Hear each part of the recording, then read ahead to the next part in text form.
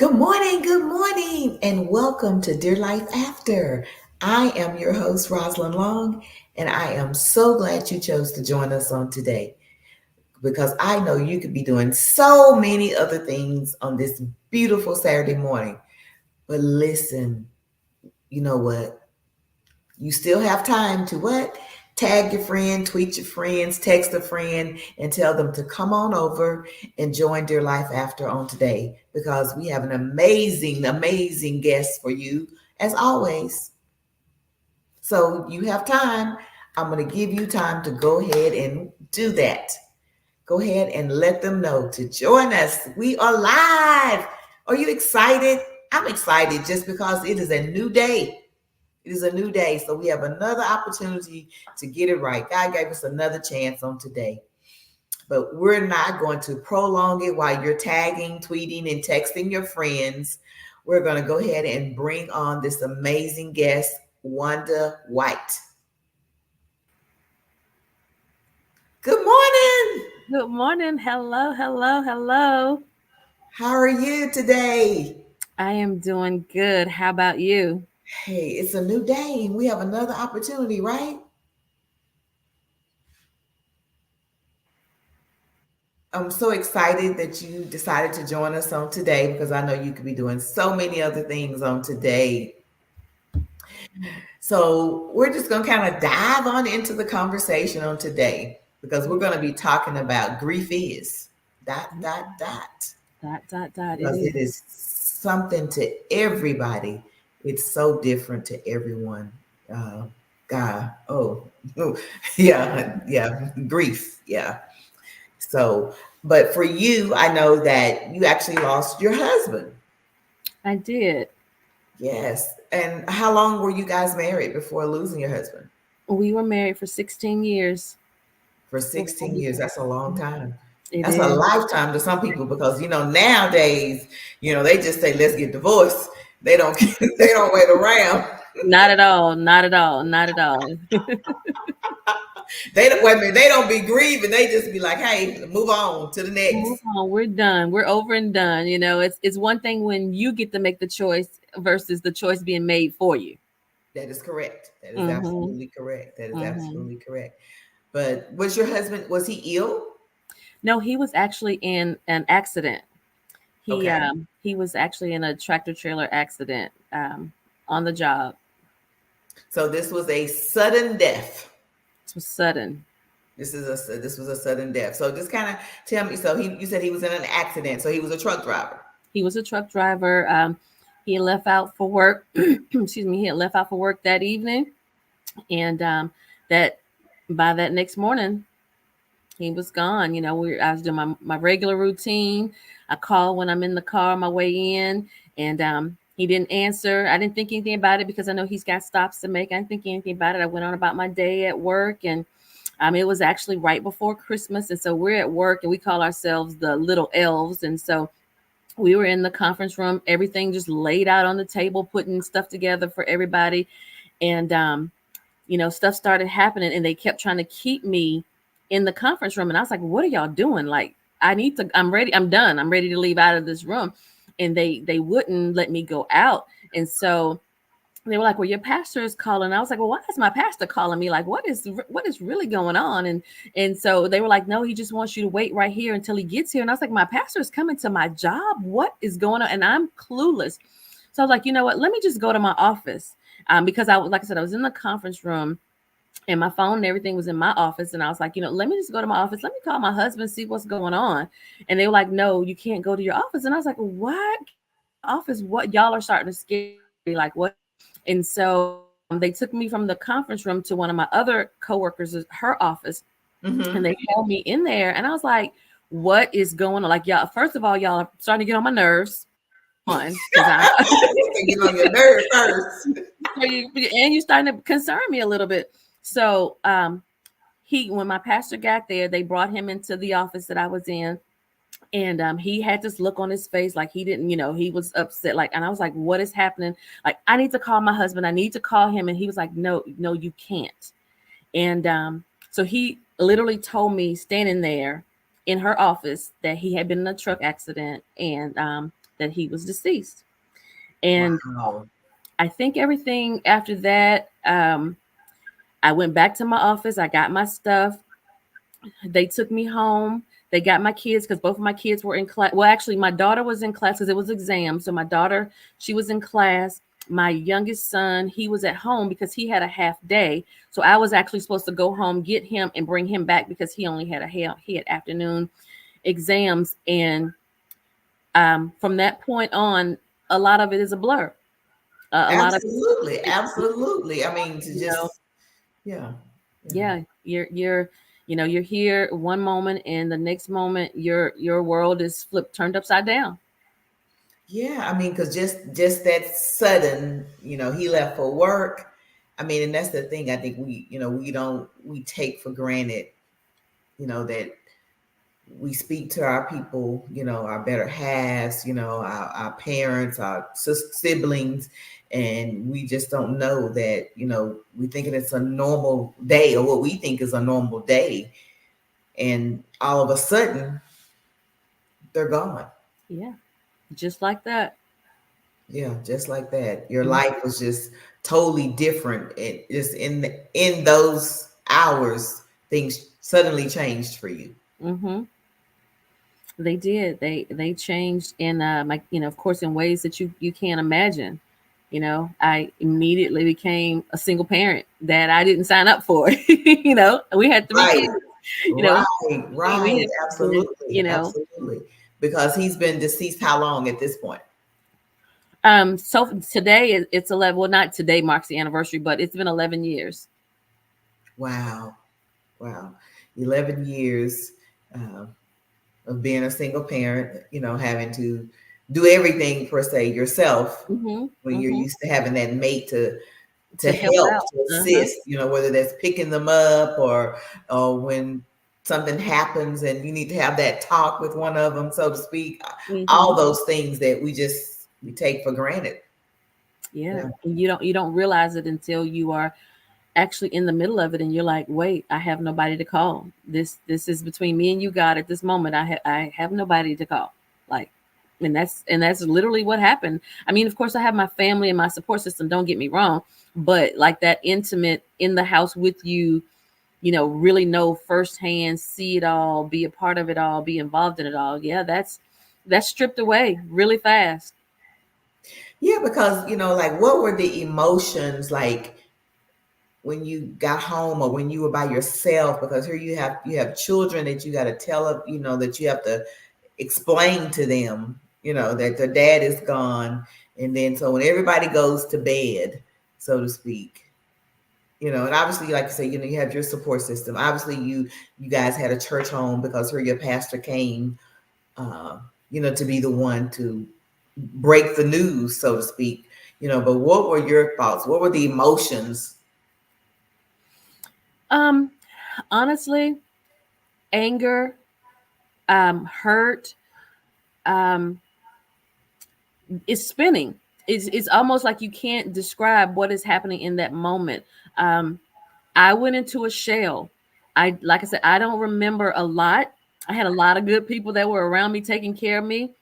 I remember, people coming in and out. I don't remember who came in and out. I remember bits and pieces of it. But the one thing that I can say is that first night was the only night I didn't sleep. We were up all night. We were talking. I talked to my kids. I talked to my nieces, and I was like, "Do y'all know Jesus? Like, I need to know that y'all know Jesus in this big moment. I need y'all to know that y'all know Jesus because it could be any one of us at any time." That I remember that being the only night that we stayed up all night. But the roller coaster of emotions, laughing and talking about him, Mhm. that brings a level of comfort. It also brings another level of hurt because he's no longer here, and now you're remembering.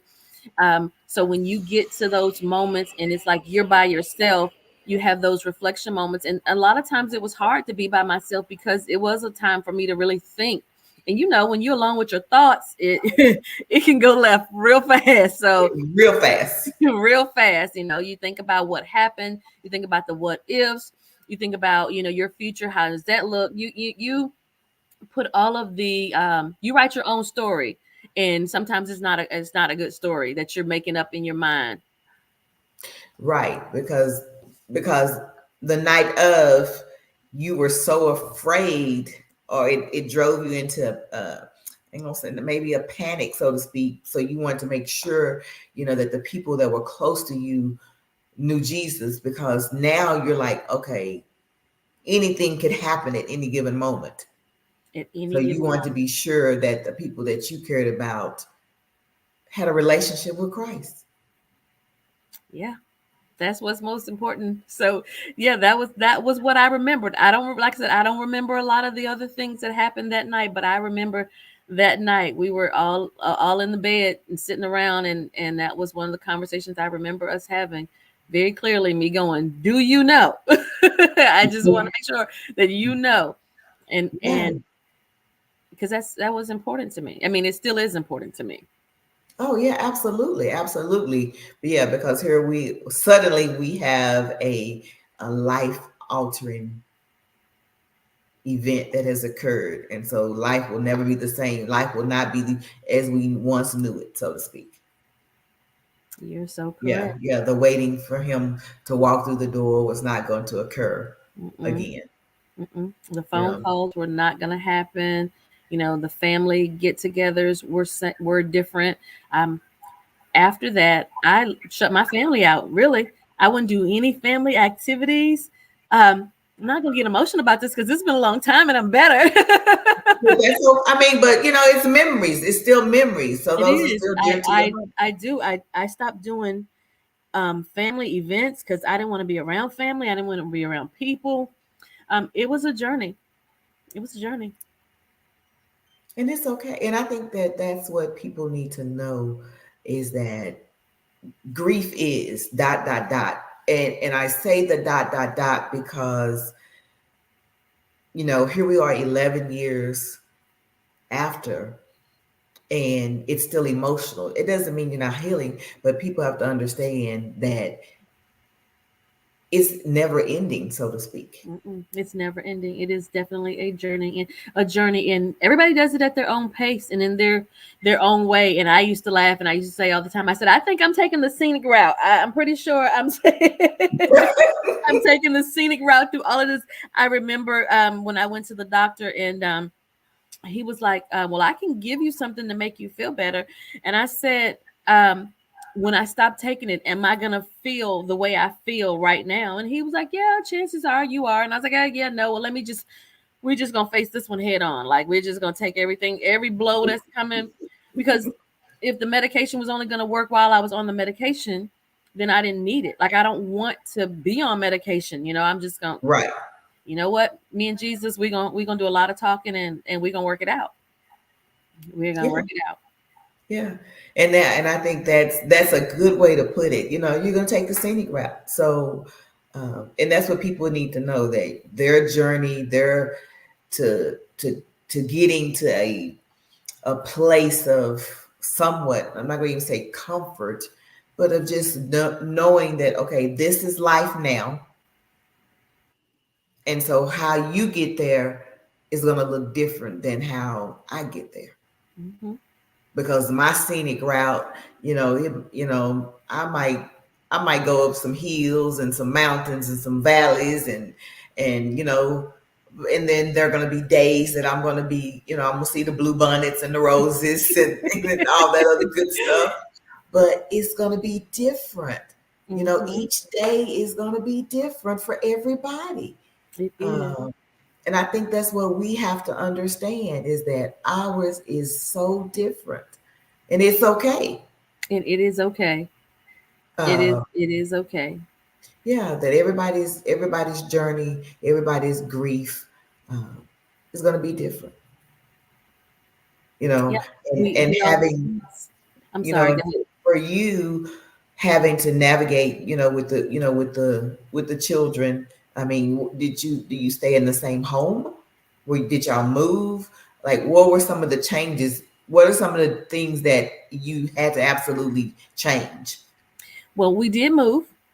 Um, I was in the house that we shared, and I was downstairs in the living room and I literally heard God say, move. And I was like, wait, what? And I started crying. No, I bawled my eyes out because I was like, God, are you telling me to move? Like this is my children's home. Like we're raising these kids here. This is their space. This is their neighborhood. This is what they know. Are you telling me to move? Like what is happening? And I tell you, I know everybody says they got the best kids, but I have the best kids. I have the absolute best children ever. I told them, I said, I think we need to move. And they said, Mama, whatever you need to do, we're good. Whatever you need to do. And I was like, oh, okay. And so we found another house. And my oldest son, he was in college at the time when he actually I think he had graduated college, but he wasn't living at home. And so he and his girlfriend at the time, they they decided that they wanted to move in the house. And so they actually stayed in the house that we lived in for a while, and then they went on their own journey and ended up getting married and getting their own house and that type of thing.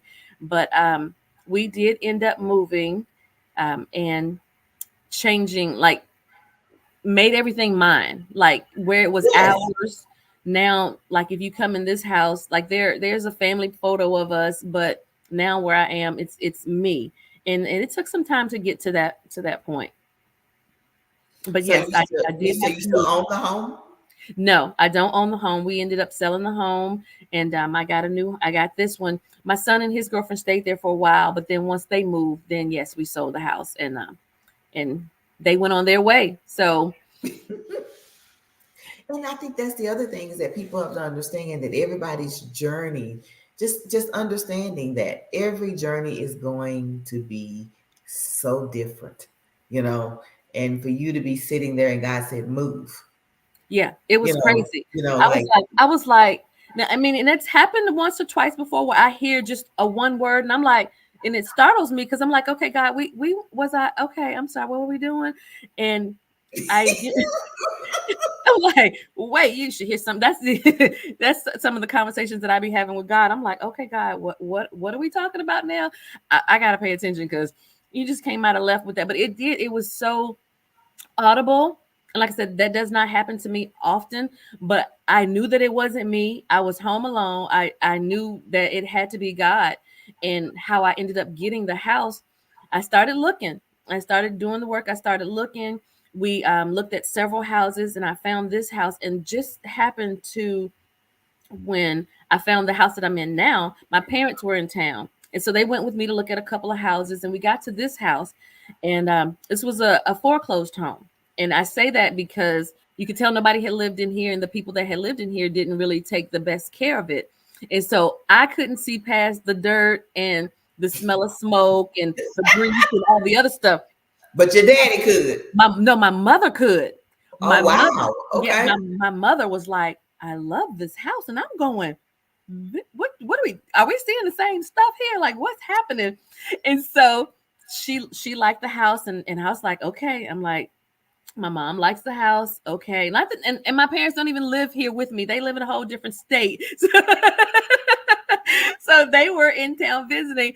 And so I was like, okay. I thought about it. And, I'm like, okay, yeah, okay, we'll go for it. And so by the time I said, yeah, let's put a bid on it, someone else had already had a contract on it. And I'm like, okay, fine. And so I was just still looking and like it came back on the market like a couple of days later. So I contacted my realtor and I was like, I think this is back on the market. And she's like, are you sure? Let me check. Let me check. So she checked and we came over here. We stood in the driveway and prayed over this property and just said, okay, God, it's up to you now. And it ended up happening.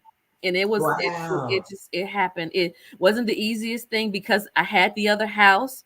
And so they wanted me to do something with the other house because two houses on your credit, like what is that? But I'm like, no, that house is fine. It's not on my credit. It's good because it was in my husband's name. And so we ended up having to work all that stuff out and get all that cleared up. And I ended up having to change banks halfway through and get a different bank involved. And when I got the second bank, I met this lady. Um, when to just back up just a little bit, when after the death happened and we were kind of getting our bearings, I went to counseling. I was in grief share for probably a year. My kids were in counseling as well, like we are therapy, trying to heal and process and that type of thing. And Right. one day while they were at in therapy, I was riding around waiting on them, and I went into this neighborhood, all these expensive houses. I was like, let me just kill some time. And so one of them had they have their realtor signs out. So I ended up calling her, just no, not, I mean, I'm not gonna say knowing I couldn't afford the house, but knowing I couldn't afford the house. But it was a beautiful house. So I was like, I'm just gonna call. And so she and I got to talking, and she was like, whether you buy this house or not from me, I want you to use, check out my mortgage company. And I'm like, okay. So I just tucked that information away. And then Mhm. when the original, so fast forward to moving, when the original mortgage company that I was going to use fell through, I was like, let me contact this guy that she had told me about. And she had given me this information because when I was sharing with her what I was going through, her daughter was actually experiencing the same thing that I was experiencing. Her daughter had just lost her husband, and was going through the same. So we Oh wow. shared that kindredness. Yes. And she just, wanted to take care of me and help me out or whatever. And so I did end up using the mortgage company that she recommended, and they were on it, and they got me in. And I mean, I've been here for, I think this is 9 years we've been in this house. Okay. Okay. Okay. But yeah, it's just amazing how God just kind of lined things up. He told you to move, and so he just laid all the steps out. He ordered your steps through the process of being able to get to where he would have you to be. And that's what people, and I know that's probably the hard part, is Mm-hmm. just, navigating through those, I'm saying, uncharted waters, is what happens. And people understanding that, uncharted waters looks different for everybody, Mm-hmm. because you don't wake up and be like, okay, my life is going to be different today. No, you don't. You don't. And for it to be a sudden death, you don't have time to prepare. You don't know. Like, I did not get to say goodbye. I mean, we did not have an open casket funeral. They had to identify him by his dental records. Like, we could not say goodbye. And so to process that and to deal with that, to know. And I remember asking the funeral director, I said, I need verification. I'm that person, I need verification. And he's like, no, we can't let you. And I'm like, no, I want to. And they would not let me. So we didn't get that part of the closure that a lot of people do. And Mm. so we another thing that you have to process. Right, because at what point, when they say, well, oh, we can't let you, and you're saying, okay, well, I need to, regardless of what state he's in, I need to be able to lay my eyes on that, So then, like you said, so now you got to process, okay, well, I can't even do that. So even if, I mean, so obviously they didn't explain to you, well, okay, this is why. They're just Oh saying no, that. they did. No, they explained. They explained to me why I couldn't see him, because they said that he was burned from the accident, um, and you really could not see that it was him, and they did not want that to be my last memory of him. So they didn't want me to see him because they wanted me to remember him how I always saw him. Okay. Okay. I mean, and it was a good reason. I mean, I hear them. I understand that it was a good reason for them and their job and what they have to do, but it wasn't necessarily a good reason for me in that moment, because I wanted to see for myself. Because it's one of those things when you don't know, it's like, you know what? I need to make sure y'all are telling me the truth, because surely this couldn't have happened to me or my family or my husband or Right. whatever. I need to Okay. verify for myself. I hear you, but I need to see for me to make sure. And that did not happen. Yeah. So how were you able to get, find peace in not being able to see him? Like, getting that closure. Well, that's a good question. Um, I don't know how I got the closure. I'm pretty sure I had some people in my ear that was talking to me, trying to encourage me.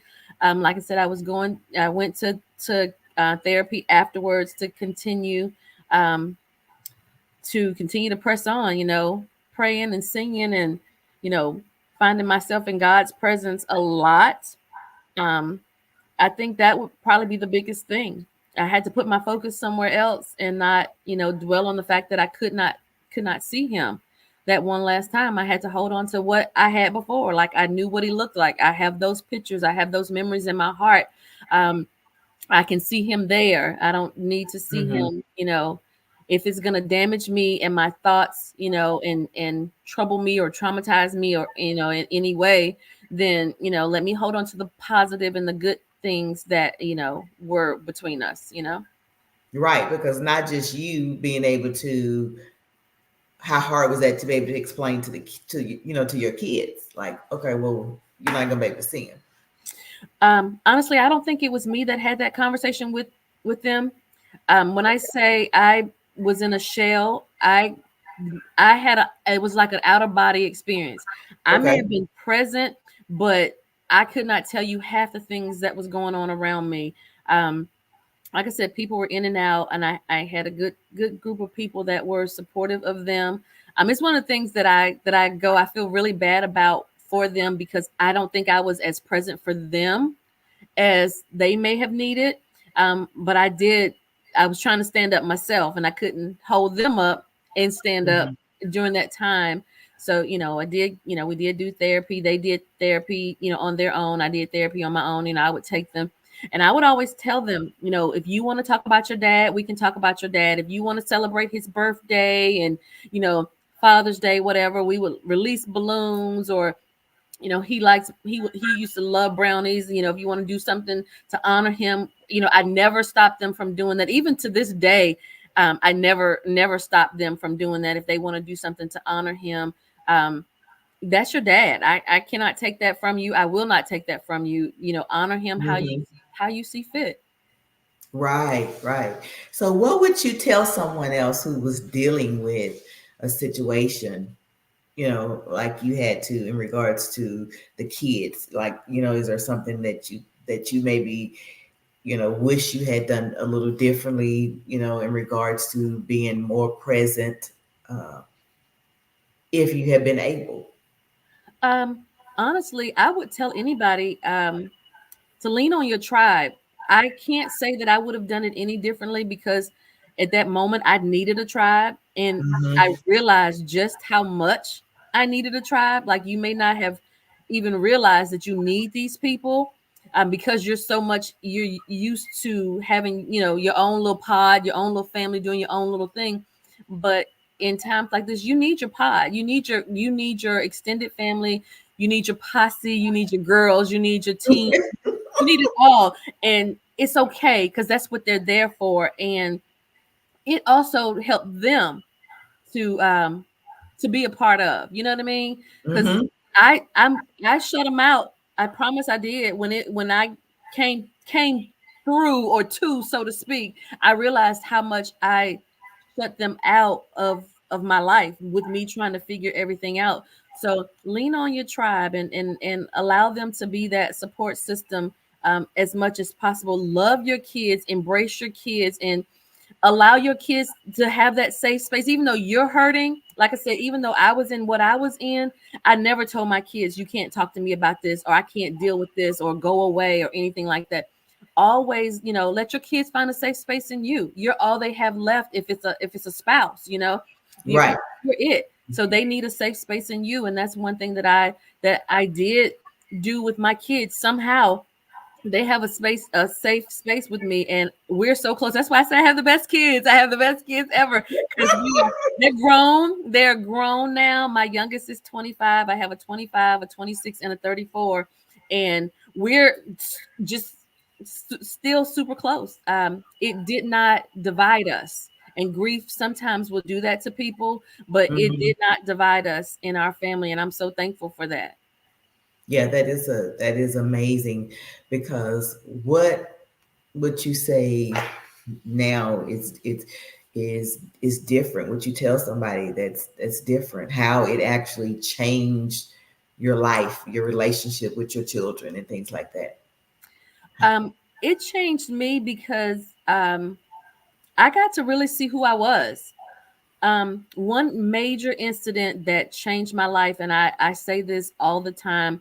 I had gotten a new car, and my daughter was in the back seat, and it had a button on the back seat that the seat kind of reclined just a little bit, or I don't know how much it reclined because she was back there, and she was pushing the button, and I told her, I said, stop pushing that button. If your dad was here, he would not want you to push that button because he was the one you got in his car. You can't touch anything because he's the driver. The driver has to be comfortable, and you can't touch anything, right?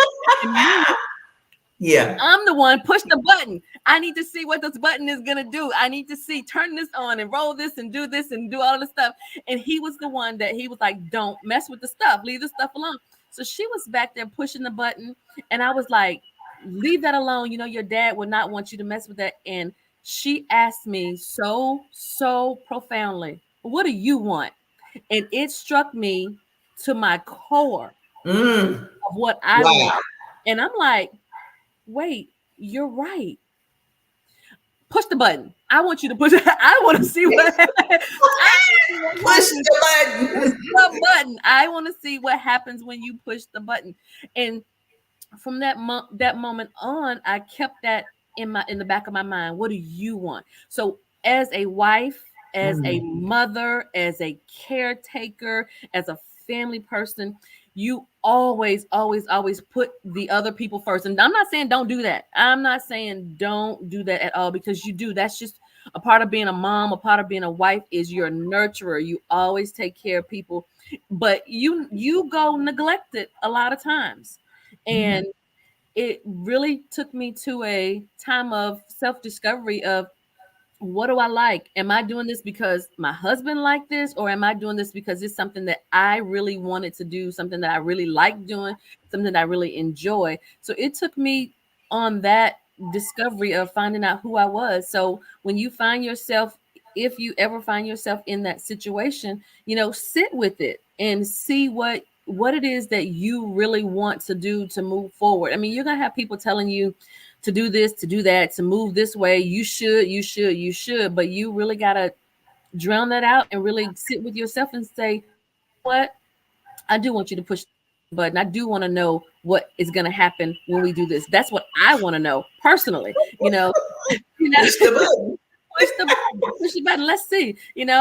It's one of those moments when you can look up and really, see who you truly are at your core. And what I would like to do now going forward is be that person with somebody else. You know what I mean? Like, I don't want to Right.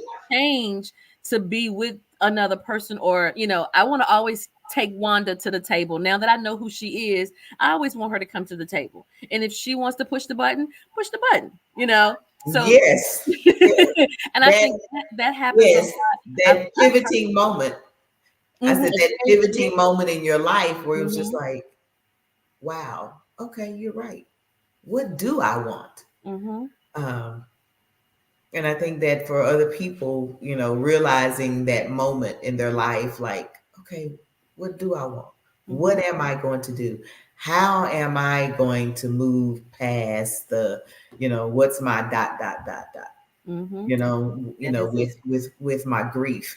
And and I know your grief obviously was with the loss of your husband.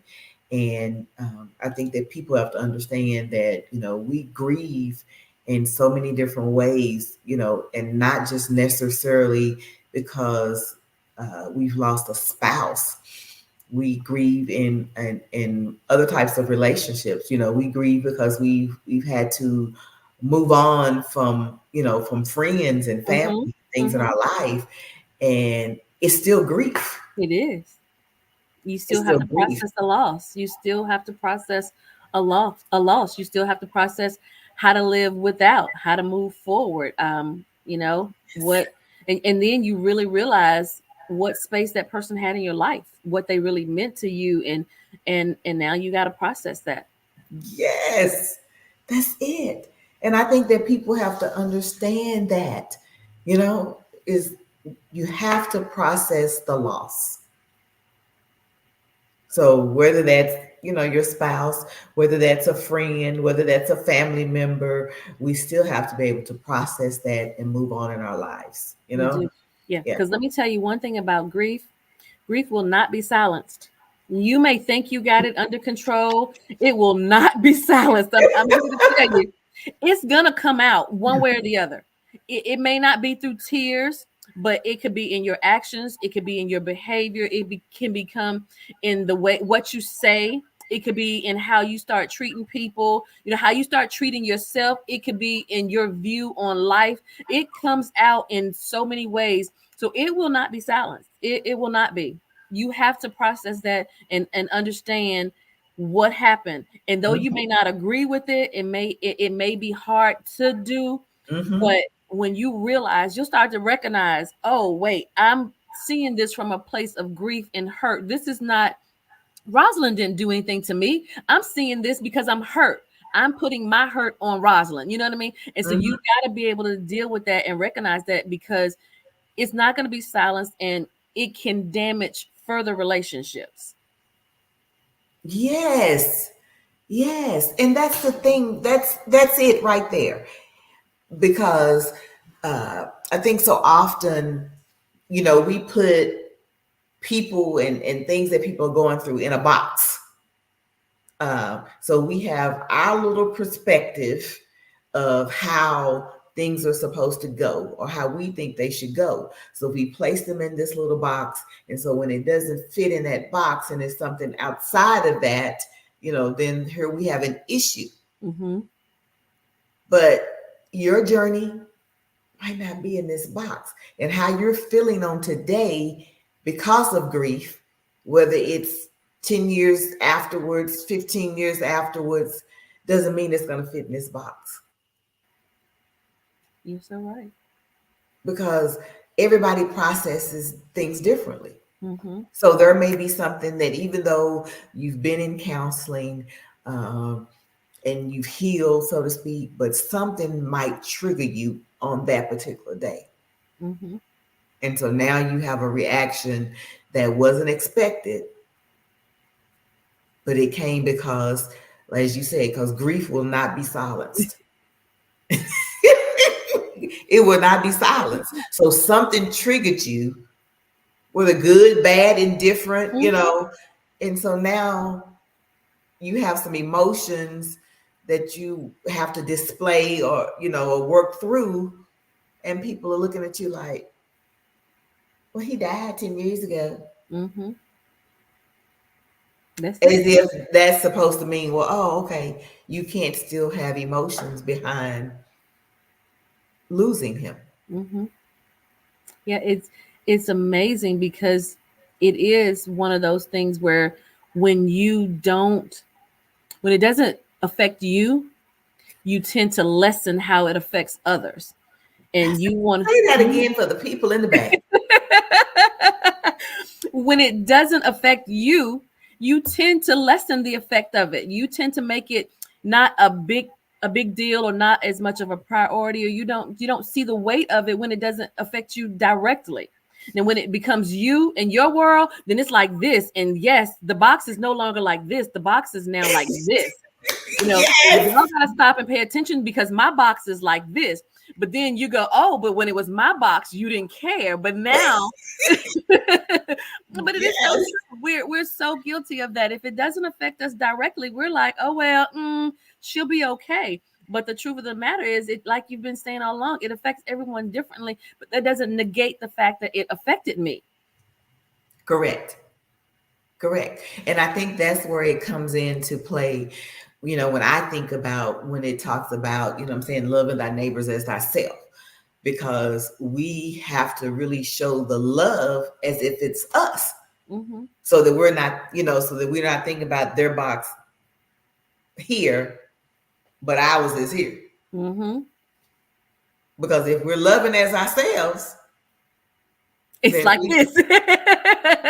You're right. If we're loving like ourselves, it's all the way out here. It's, it's it's all, it's important yes, to us too. It is yes, important to us too. yeah, yeah. Yeah, and I think that's where we miss the mark. As believers, that's where we miss the mark in loving on each other as we love ourselves. We Now, the do. people who don't even love themselves, okay, unfortunately, that's a little different. That's a It whole is. nother. Well, that's a whole nother podcast. Yes, yes, yes. We would take that box and put that box over here. Yes, yes, absolutely, absolutely. Yes. So I also understand, I know we've been talking about the grief. And so did grief bring you to the writing of your books? um, yes and no. Okay. I can't say that that was the beginning, but I can say that that was a point. You know what I mean? Okay. Um, so I've been in ministry for a long time, and Okay. um, I write, journal, teach and develop classes and different things for a long time. But I know it played a part on me being as involved in ministry as I was.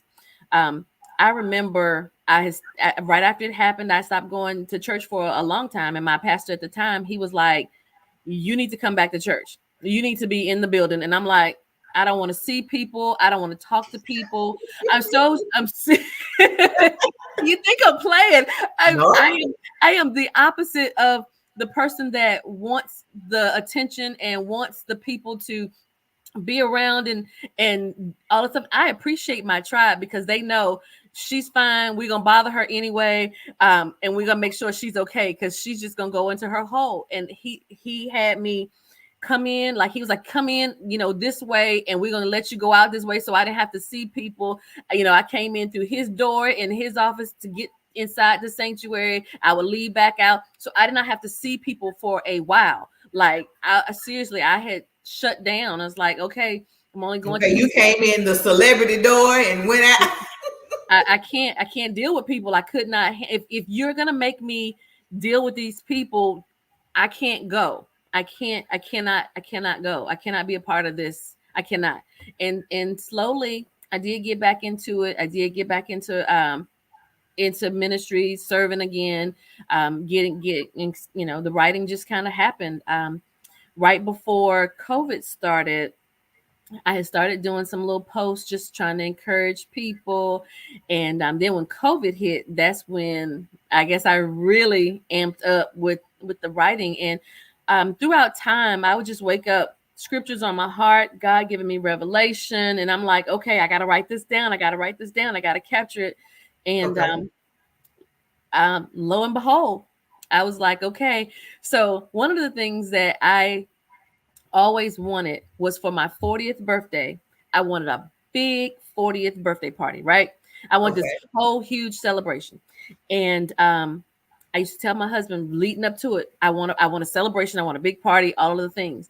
And he was just say, I'll give you one at your 50th. I'll give you one at your 50th.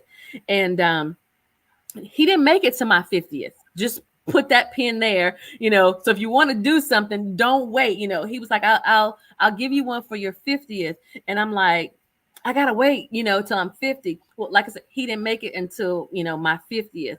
But what happened was I'm coming up on 50. And for me, 50 is like this huge, milestone in Right. my life, and I'm like, oh my goodness, what am I going to do? What am I going to do? And I thought about doing the devotional. And that's just kind of how it started. It started off as a legacy for my kids, something I wanted to do for me for my birthday, something I wanted to Hmm. do to encourage others that no matter what you are going through, okay, God, I see you moving. I see your hand in it all. And that's kind of how it happened. I'm like, okay. And then I'm like, okay, I did what? I wrote a devotional. Did I do that? Like I'm so you'll be like, this girl over here is so serious about being crazy. I mean, she is so serious because I wrote it and went through all of the things to get it published, had it in my hands, did not tell a soul, did not say a word about it. It's like, okay, I did it, I'm done. Yes, Oh, wow. I was in a shell. I was behind the veil, the screen, the whatever. I was in the box for a very long time with me. I didn't want people to see me. I didn't want people, because one of the things that you have to not have to understand, but from my perspective of dealing with grief, when someone says, "How are you?" it's a loaded question. That's not a question that you can easily say, "I'm fine, I'm okay." That's a loaded question when you're dealing with. Yes, And I didn't want people to be like, "How you doing? How you dealing? How you handle?" I just did not want that at all, because it makes you cry all over again, because you start thinking, "How am I? What is yes, happening? How am I doing?" And yes. I did not want that. So I stayed hidden for a very, very long time. I did. I stayed hidden for a very long time. And that's ironic that you say that because um, I had another guest and she had lost her son. And so we were talking about the grief and we were talking about how she was explaining how people would say, well, oh, he's in a better place. And she's like, he ain't in no better place to me. She's like, stop saying that. I want people to stop saying that to me. Um, and I think that that's where we have to get is that those are not the things to say. I mean, just give a hug when you're not knowing what to say. You know, don't say anything. You Be know, that be or that just listening say I'm ear. praying for you Mhm. versus, like you say, that's a loaded question to say how are you doing? Because do you really want to know how I'm doing? Right. Right. Do you really want to know? Do Yeah. you really want to? Do you really want to know? And so I think that is very, very important for people to understand and see the different perspectives from people. When they're grieving the things that are so commonly done. Mhm. You know. And now, I find myself, when I encounter someone who's lost somebody, I hate to ask, "How are you doing?" Like, "Wait, how you think I'm doing? I just lost my loved one. Like, I'm not doing well. I'm not." You know what I mean? Like, I'm not doing Yes. good. Like, that is the answer. I'm not doing good. Okay. I'm just not. Okay. I got a lot going on and stuff just happened. I can't tell you, I'm good. I'm no, no, no, no. So Mhm. I'm always mindful now whenever I, encounter somebody. Like, that's the one question that I don't want to ask. Like, I don't want to be insensitive, because I know that's the norm thing that everybody does. But I hate that when people would say that. I'm like, "No, I'm not okay. Stop asking me." But then I don't want to get into the whole story of why I'm not okay. So you push through and you just say, "Whatever, I'm okay," so we can just move on to the next thing. But it makes you more sensitive to people, because Mhm. you understand that, and you Mhm. understand which words, trigger, which words, you shouldn't say. Like you say, that hug means a lot. That sitting in silence means a lot. Just being there ready to listen, being there ready to pick up the pieces when that person crumbles. The small things, seemingly small things, mean a lot.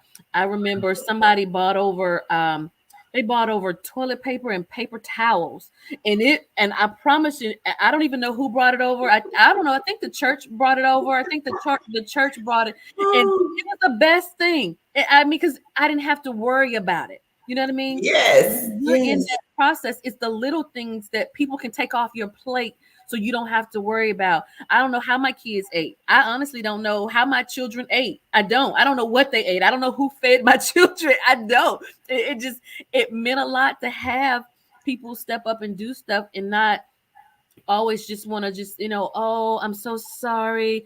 Oh, he's in a better place. God knows."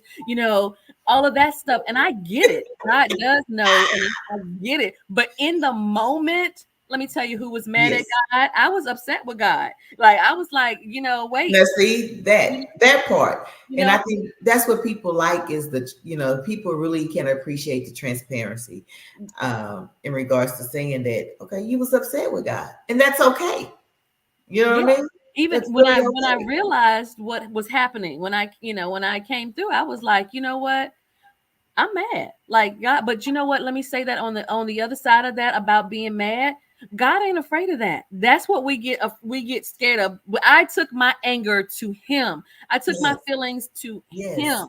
Like, whatever I was crying out to him, and he was right. He's a big God. He's not afraid of how I feel, but I gave them to him so that he could help me process them and deal with them. Like, instead of turning my anger and saying I don't believe in God, I don't trust God anymore. No, I'm mad, but I'm gonna still come to you because you're the only one that can help me with this. And just and it's okay. It's And okay.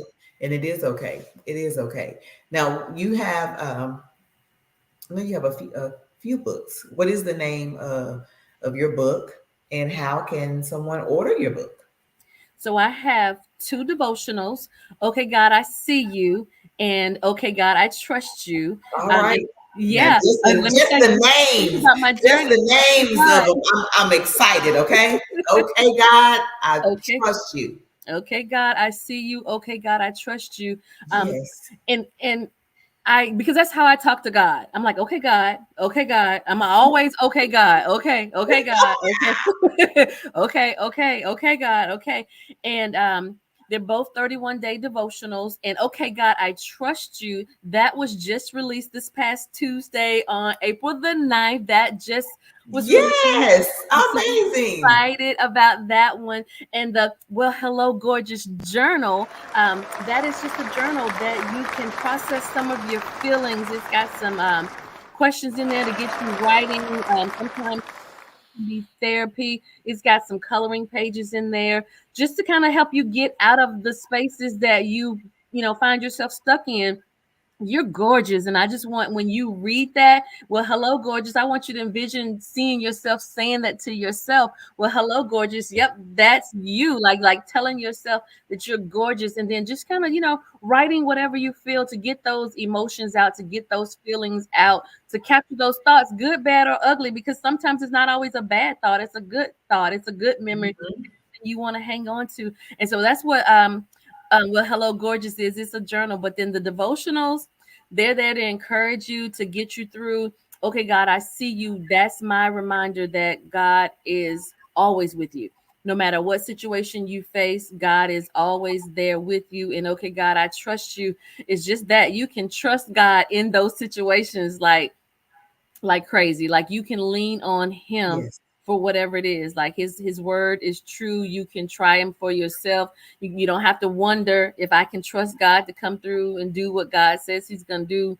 He's gonna do it. You can trust He's him. gonna do it. Yeah. And that's what we are. And you know what, I really appreciate your transparency. I hope that people will go out and order your books. I know you have a website. It's wonderwhiteministries.com. Is that correct? Yes. Yes. Yes, yes, and absolutely, support your ministry in any type of way.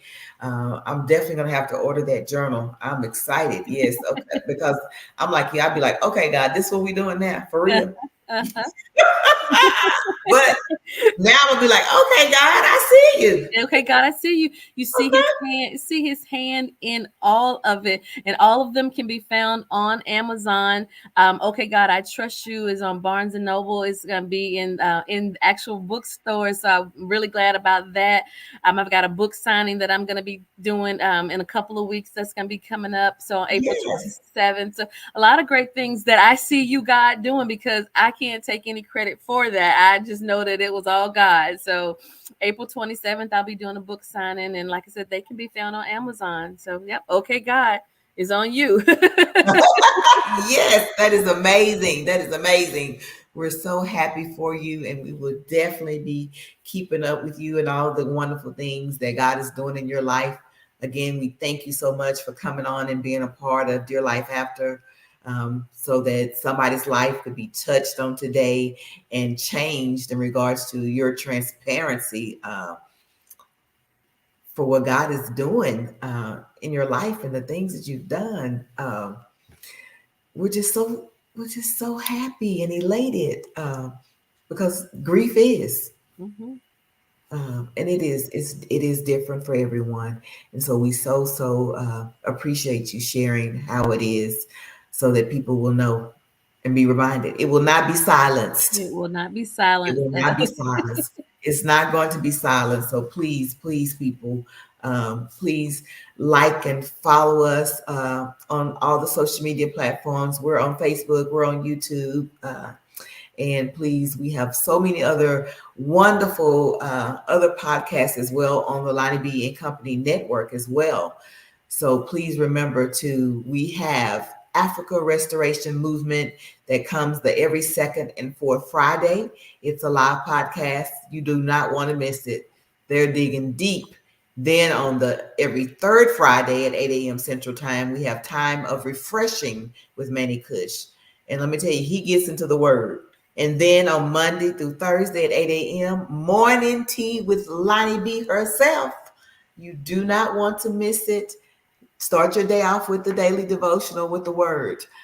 That is awesome. And then on the second and fourth Mondays, we have Believers Loving Upon Everyone podcast at 7 p.m. Central Standard Time. This is an amazing podcast. And then on Sundays, we have My Friend Motivation Moments with Gregory Bloomfield on Sundays at 7 p.m. Central Standard Time. He has amazing guests and he's an amazing guy as well. So you don't want to miss that because even he comes back on Thursday nights and he gives you the Motivation Moments multivitamin at 7 p.m. He just gives you just a little bit just to keep you going through the week to get you there. So those are some of the wonderful things that we have going on the Lonnie B and Company Network. And I have to give a shout out. I don't know if you guys have noticed or if you can see my shirt. Let's see here. We're going to have to show you the shirt. It says hashtag Dear Life After. And that was compliments of Tammy Joe. Uh, I've known Tammy for a long time. She's known me growing up in the church and things like that, the church I grew up in. And she decided just as a nice gesture from her heart to make this shirt for me. And I just want to shout out for her. She does t-shirts and tell her thank you so much. And I wanted her to know that I was going to wear it. So I'm going to wear it on today. Everywhere I go today, they're going to be asking me, what is that? Because we all have a dear life after. Yours might not be grief, but you might be dealing with something else that you've come through in life. You might have prison, divorce, sexual molestation. There is an after. So we want to thank you. And if you know someone who wants to be a guest, please have them to contact us at dearlifeafter@gmail.com. If you want to support this ministry, you can send us via Cash App or Zelle. Again, we thank you for your time because you could have done something else on today outside of spending the time with us. But we do appreciate you so, so much. And just we love you and we thank you for all of your support. And we will see you here on next Saturday. Bye for now. Bye. Thank you Make for it a having great me. day on purpose.